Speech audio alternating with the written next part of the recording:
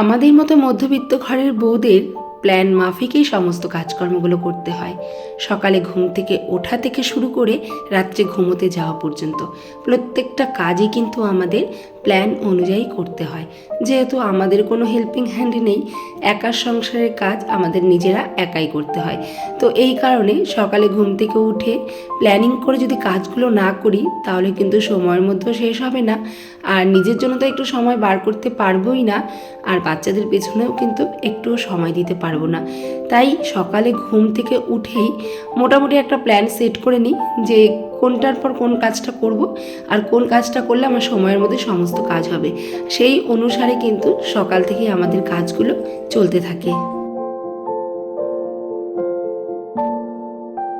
নমস্কার বন্ধুরা, আমি দীপিকা, রানাঘাটের ছোট্ট একটা গ্রাম থেকে আমার নতুন আরও একটি ব্লগে তোমাদের অনেক ওয়েলকাম, অনেক ভালোবাসা জানিয়ে আজকের ব্লগটি সকাল থেকে শুরু করলাম। অনেক দিন পরে কিন্তু বাড়িতেই যোগা করলাম। আসলে বলো তো কি, ওই সেন্টারে গিয়ে এখন আর যোগাটা করা হচ্ছে না। তার কারণ এই এত বড় বাড়ি, মানে ছোট বড় মিলিয়ে কিন্তু প্রায় 6টা ঘর আমাদের। তার মধ্যে তো আছেই কাজের ঘর, কাজকর্ম, রান্নাঘর, এগুলো তো আছেই। তারপরে মানে সমস্ত দিক সামলে ওই যোগা সেন্টার থেকে আস্তে আস্তে আমার বেজে যেত বেলা 7টা। তো তখন বাড়িতে এসে মানে আমি কোন কাজটা ছেড়ে কোন কাজটা করব বুঝতেই পারতাম না। তো এই কারণেই মানে সেন্টারে যাওয়া কিছুদিন ধরে বন্ধ করে দিয়েছি। তো দেখছি একটা অভ্যাস মানুষকে কিন্তু মানে ভালো দিকে চালনা করে। দেখবে কেউ যদি কিছুদিন হাঁটে, কিছুদিন তার সেই অভ্যাসটা থেকে যায়, মানে যে যেই কাজটা কিছুদিন করবে তার সেই অভ্যাসটা কিন্তু হয়েই যায়। তো আমারও ঠিক তেমনিই হয়েছে। বেশ গত 2 বছর ধরে যোগা সেন্টারে যাচ্ছি, যোগা নিয়মিত করছি, তবে এখন আর যেন পেরে উঠছি না। ওই বাড়িতে এসে যোগা থেকে এসে বাড়িতে এসে সংসারে কাজ সামলে টাইমটাও ঠিকঠাক করে সেটেল করতে পারছি না, আর সেই সঙ্গে তো নিজের যত্ন হচ্ছেই না। আর মানে বাড়িতেও ঠিকঠাক করে সকলের টিফিন দেওয়া, রান্না করা, এগুলো ঠিকঠাক করে করতে পারছি না। মানে ওলট পালট হয়ে যাচ্ছে। সকালে চা খেতে খেতে 9টা বেজে যাচ্ছে, তো সকালে ভাত খেতে খেতে 11টা বেজে যাচ্ছে, মানে এমন হয়ে যাচ্ছে। তো বাধ্য হয়ে, আসলে আমরা মধ্যবিত্ত ঘরের বউ, তো আমরা কিন্তু পরিবারের সুখের জন্য নিজেদের সুখের কথা কখনোই ভাবি না। নিজেরা কী করে ভালো থাকবো সেগুলো কিন্তু আমাদের আর কখনো মানে ভাবা হয়েই ওঠে না।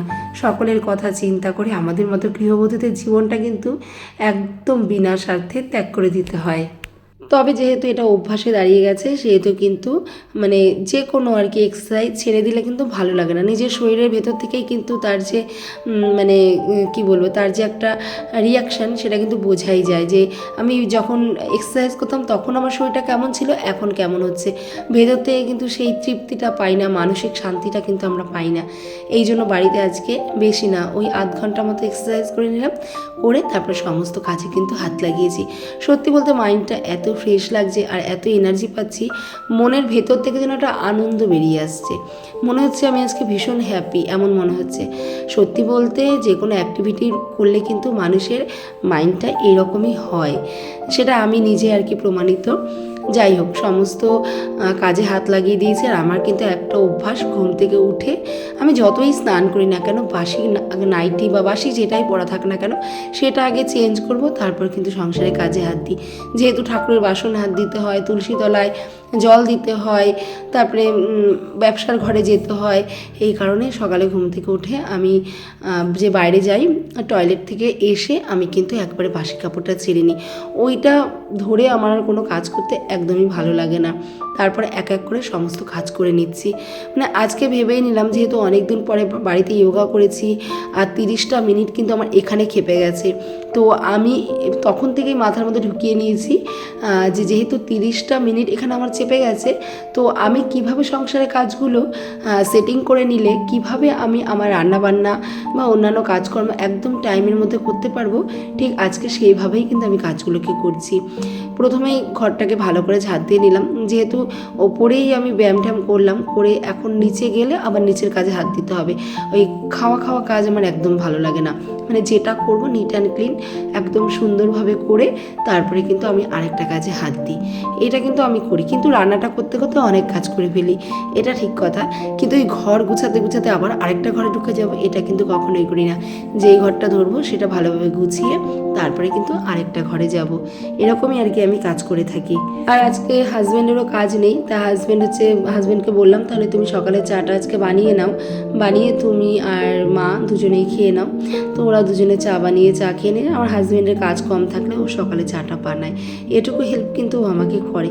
আর ওর যখন কাজ না থাকে ও মোটামুটি মাঝে মাঝে যদি কিছু বলি আর ওর যদি মাইন্ড ভালো থাকে, তার মানে মনটা যদি সেদিন ভালো থাকে, তাহলে অবশ্যই কিন্তু আমার হাতে হাতে কিছু কিছু হলেও করে দেয়। পুরোটা পারে না, সবাই তো সব কাজে অভ্যস্ত হয় না, তো ও আর কি যতটা পারে ততটা কিন্তু আমাকে হেল্প করে আর কি। যাই হোক, ঘরটাকে ভালো করে মুছে দুটো বিছানায় মুছে না সরি ভুলভাল বলছি, ঘরটাকে ভালো করে ঝাড় দিয়ে তারপরে আমি দুটো ঘরে দুটো বিছানা তুলে নিলাম, তুলে বইয়ের টেবিলটাও একটু গুছিয়ে নিলাম। আর এদিকে আলনাটাও একটু অগোছালো, মানে জামা কাপড়গুলো এই সাইড ওই সাইড হয়ে গেছিলো, তো জামা কাপড়গুলো ভালো করে গুছিয়ে নিলাম। গুছিয়ে এখন ওই যে অন্বেষা যে জামা কাপড়ের বাস্কেটটা, ওটা একটু এলোছেলো হয়ে গেছিলো, যেহেতু প্রত্যেক দিনে একটা করে চুড়িদার বার করে পরে, আবার সেটা কখনো ভাঁজ করে রাখে কখনো রাখে না, মানে বাচ্চা মানুষের খেয়াল খুশি বুঝতেই তো পারছো। এই কারণে হচ্ছে ওর এই বাস্কেটটা একটুখানি ভালো করে পরিষ্কার করে দিলাম। আর বলো তো কি, আমার মানে এখন অনেকগুলো ঘর হয়ে একটু খাটুনি বেড়েছে ঠিকই, তবে কিন্তু অনেকটা সুবিধাও হয়েছে, মানে ঘরের জিনিসগুলো কিন্তু নোংরা কম হচ্ছে। আর এক্ষেত্রে কিন্তু আমার আর কি মোছামুছির যে কাজটা ওটা কিন্তু একটু কমই করতে হচ্ছে। আর মানে এত সুন্দরভাবে সেটিং করে দিয়েছি যে হাজব্যান্ডের জামাকাপড় হাজব্যান্ডের আলাদা করে দিয়েছি, ঈশানেরটা আলাদা, অন্বেষারটা আলাদা, মানে সবার জামা কাপড়ের জায়গা আমি আলাদা আলাদা করে দিয়েছি, যাতে কেউ কারোটায় হাত না দেয় আর কারো জামা কাপড় বার করতে গিয়ে যেন অন্য কারোটা না বেরিয়ে আসে। এমনভাবেই কিন্তু আমি ওদের কাজগুলোকে মানে জামা কাপড়গুলোকে গুছিয়ে দিয়েছি। সেক্ষেত্রে আমার জামা কাপড়গুলো অগোছালোও কম হচ্ছে, এদিকে গোছানোর খাটনিটাও কিন্তু আমার অনেকটাই মানে আগে তুলনামূলকভাবে অনেকটাই কমে গেছে। আর এখন এই ওয়ার্ড্রপটাকে ভালোভাবে পরিষ্কার করে নেব। আসলে ওই ঘরে ঢোকার পর থেকে আর তেমনভাবে ফার্নিচারগুলো পরিষ্কার করা হয়নি, তবে আজকে দেখছি একটু একটু ধুলো ধুলো জমতে শুরু করেছে। তো চিন্তা করলাম বেশি ধুলো জমার আগে অল্প অল্প ধুলো আছে, এখন খাটনিটাও আমার কম হবে, তাই হচ্ছে অল্প অল্প ধুলো থাকতে থাকতেই আমি কিন্তু এটাকে কলিন দিয়ে ভালো করে মুছে আবার জায়গার জিনিস কিন্তু জায়গাতে গুছিয়ে রাখলাম। অনেক দিন ধরেই ভাবছি জানো যে ঘর ডেকোরেশনে কিছু কিছু জিনিসপত্র কিনবো, তবে টাকার এতই মানে সমস্যা হয়ে গেছে কি বলবো, ইচ্ছে থাকলেও কিনতে পারছি না, ওই আর কি। আসলে সংসার জীবন এরকম প্রত্যেকেরই হয়, কখনো কখনো কখনো মানুষের একটুখানি খারাপ সময় আসে, তো সেগুলো কাটিয়ে উঠতে পারলেই তো জীবন সুন্দর, তাই না বলো? তো মাত্র এত বড় ঘরটা করলো, মানে আমাদের তুলনায় আর কি অনেক বড়, আমরা যেমন মধ্যবিত্ত ফ্যামিলির থেকে বিলং করি সেই তুলনায় মানে অনেক বড়ই ঘর আমাদের, মানে আমরা স্বপ্নেও যেটা ভাবতে পারিনি সেটাই আর কি। তো মাত্র করলো, এখনই তো টাকা পয়সা শর্ট হবে না, আমাদের তো দিন এনে দিন খাওয়া, মানে দিন এনে দিন খাওয়ার মতো কাজ আর কি আমাদের, ওইখান থেকে অল্প অল্প করে কিছু কিছু জমিয়ে জমিয়ে এটা ওটা সেটা কাজে লাগাই, এটা ওটা করি, এই আর কি। তো এই কারণে তোমার দাদাভাইও বললো যে এখন না কয়েকদিন পরে কেন, মানে একটুখানি ভালো মতো কাজকর্ম হোক আর যতই হোক, ঘর করেছি একটু হলেও তো মানে ধার দেনা আছি অল্প কিছু, তো এইগুলো সামান্য একটুখানি একটা ডিসিপ্লিনটার মধ্যে নিয়ে আসি, তারপর তুমি কেনো। তাই আমি বললাম ঠিক আছে, তবে ঘরটা ফাঁকা ফাঁকা তো আমার দেখতে একদম ভালো লাগে না, মানে মনে মনে খালি ভাবি এই দেওয়ালে এটা লাগাবো ওই দেওয়ালে এটা লাগাবো, এরকম স্বপ্ন মানে খালি দেখেই যে মানে প্ল্যান করতে থাকি আর কি, যেটাকে বলে। তবে আশাতেই তো মানুষ বাঁচে, তাই না?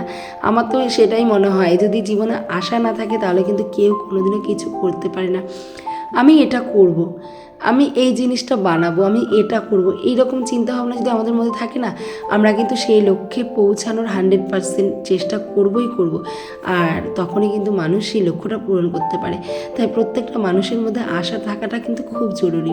আশা থাকলেই মানুষ ভরসা জোগাতে পারে, আশা থাকলেই কিন্তু মানুষ অনেক কিছু করে দেখাতে পারে। সমস্ত ঘর দুয়ার পরিষ্কার করে নিয়েছি, নিয়ে এখন দেখো ঘরটাকে মুছে দিচ্ছি।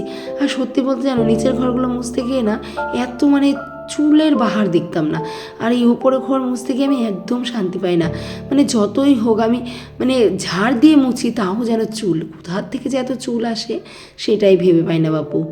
যাই হোক, ওপরে সমস্ত কাজ কমপ্লিট, নিচে এসে কিন্তু সেগুলো তোমাদের সাথে শেয়ার করা হয়নি, এত তো শেয়ার করা হয় না ছোট্ট একটা ভিডিওতে। তো নিচে এসে কিন্তু নিচের ঘরগুলো ভালো করে পরিষ্কার করে দিয়েছি, ছাদের সিঁড়িটাও মুছে দিয়েছি, সব কিছু করে তুলসীতলায় জল দিয়ে উঠোন টুঠোন ঝাড় দিয়ে সমস্ত কিছু করে দাঁতটা ব্রাশ করে নিলাম, আর একটু ডিটক্স ওয়াটার করে নিলাম, এটা খেয়ে তারপর আমি চলে যাব স্নানে। স্নান ধান কমপ্লিট করে এসে আমি এখন দেখো পুজোটাও দিয়ে নিয়েছি। আর এখন তুলসী মাতাকে জল দিয়ে দেবো।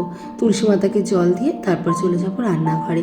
আসলে পুজো পার্বণ এই এই জিনিসটা জানো তো আমার মনের থেকে কবে থেকে এসছে, যখন আমি বৃন্দাবনে ঘুরতে গেছিলাম। মানে তার আগেও আমি পুজো পাল করতাম, মানে সমস্ত কিছু করতাম। ঘরের পুজো দিতে আমি বরাবর ছোটোবেলার থেকে ভীষণ ভালোবাসি। আমাদের বাড়িতে রীতিমতো মারামারি লেগে যেত, কে পুজো দেবে। আমি বলতাম আমি দেবো, বোন বলতো বোন দেবে, মানে রীতিমতো আমাদের মারামারি লেগে যেত। ভাই বলতো ভাই দেবে, 3 ভাই বোনের মধ্যে ঝগড়া লেগে যেত। ছোটোবেলার থেকে পুজো দিতে ভালোবাসি। তবে ঠাকুরের প্রতি শ্রদ্ধা, ভক্তি, বিশ্বাস তো বরাবরই ছিল, ভালোবাসা সমস্তটাই কিন্তু আমার জেগেছে বেশিরভাগ ওই বৃন্দাবনের থেকে আসার পর। ওই যে বৃন্দাবন রাধে রাধে, এই যে রাধে রাধে রাধে রাধে যেন পুরো একদম মনে বসে গেছে। মানে এত একটা শান্তি অনুভব করি রাধে রাধে নাম করলে, সত্যি ভীষণ ভালো লাগে। তো পুজো টুজো দিয়ে এখন চলে এসেছি রান্নাঘরে এসে ভাত বসিয়ে দিয়েছি। আর এদিকে যেন বেকারির দাদা, যে বেকারির বিস্কুট পাউরুটি বিক্রি করে না, তো সেই দাদা এসেছিলো। সেই দাদার থেকে আমি এই যে 2 প্যাকেট বেকারির বিস্কুট নিয়েছি। বেকারি বিস্কুটগুলো কিন্তু খেতে বেশ ভালো লাগে, চা দিয়ে তো খুবই ভালো লাগে। আর বেকারি বিস্কুটটা আমরা বাড়িতে সবাই পছন্দ করি। আর আজকে যেন কী করেছি, বিস্কুটের কৌটোটা আমি মানে ইচ্ছে করে না একটু লুকিয়ে রেখেছি। কারণ বিস্কুট রেখে 1 দিন 2 দিনও আমি রাখতে পারি না, জানো তো।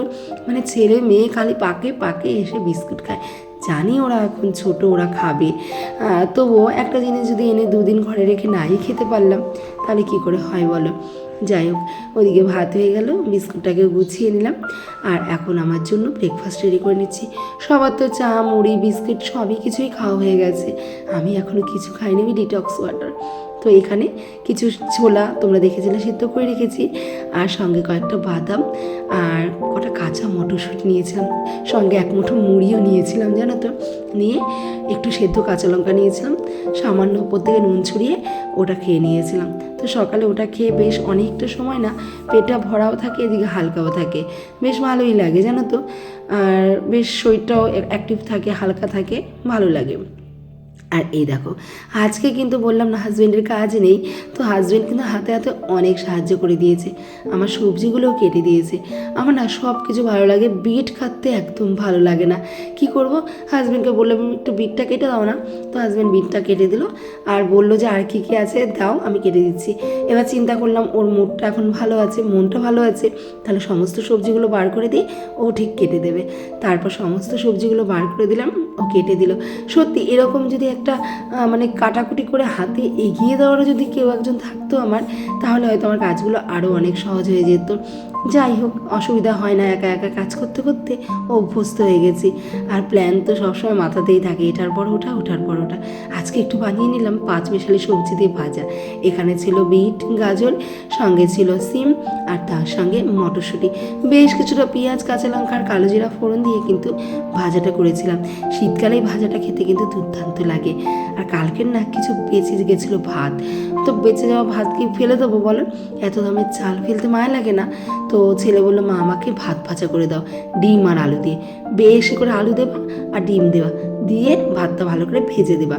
তো আমি তাই করলাম, ভালো করে বেশি করে আলু দিয়ে আর ডিম দিয়ে ভাতটা ভেজে দিলাম। একটু সর্ষে ফোড়ন দিয়েছিলাম, সঙ্গে একটা শুকনো লঙ্কা, কাঁচা লঙ্কা চিড়ে দিয়েছি, পেঁয়াজ কুচি দিয়েছি। আসলে বলো তো কি, আমার ছেলে ভাত ভাজা খেতে খুব ভালোবাসে, এই ভাতটা ভেজেছিলাম ছেলের জন্যে। তবে এর মধ্যে না মেয়ে এসেও একটু ভাগ বসিয়েছিল, কী আর করা যাবে, বাচ্চা মানুষের মন। আর বাচ্চারা কিন্তু এই টাইপসের খাবার খেতে সত্যি খুবই ভালোবাসে। আমরাও খেতাম ছোটোবেলায়, জানো তো, আমাদেরও খেতে খুব ভালো লাগতো। তবে এখন ওই খেলে অম্বল হয়ে যায়, গ্যাস হয়ে যায়, এই কারণে অতটাও আর খাওয়া হয় না। তবে 2-1 চামচ কিন্তু এখনও খাই ওদের কাছ থেকে। এই ভাত ভাজার মধ্যে যদি একটুখানি কারি পাতা আর একটু ধনে পাতা দেওয়া যায়, তাহলে কিন্তু খেতে আরও ভালো লাগে। সঙ্গে যদি একটু মটরশুঁটি শীতকালীন সবজি দেওয়া যায়, আরও বেশি ভালো লাগে। তবে আমার ছেলে মেয়ে ওগুলো খেতেই যায় না। বলেছিলাম ধনে পাতা দেবো, মেয়ে তো সঙ্গে সঙ্গে চেঁচিয়ে উঠলো, না ধনে পাতা দেবা না, মটরশুঁটি দেবা না। ও মানে ধনে পাতা মটরশুঁটি একদম পছন্দ করে না। দেখো কি সুন্দর, আমার ভাত ভাজা একদম রেডি। তোমাদের বলি না যে একদিন অনেক অভাব অনেক কষ্টে দিন কেটেছে, এই জন্য খাবার ফেলতে কিন্তু আমার খুবই কষ্ট লাগে। আর আজকে দারুণ স্বাদের ভাত ভাজা পেয়ে তো আমার ছেলে ভীষণ খুশি। আর এদিকে রান্না করেছিলাম একটু রুই মাছের ঝোল। তো দেখো, সকাল থেকে প্ল্যান করে কাজ করতে করতে এখন বাজে বেলা 10টা, আমার সমস্ত কাজ কমপ্লিট, সকালে রান্না বান্না খাওয়া দাওয়া সব কমপ্লিট। চলো আজকে বন্ধুরা এই পর্যন্তই রাখছি। ভালো লাগলে like comment share and subscribe. চলো টাটা, দেখা হবে কালকে।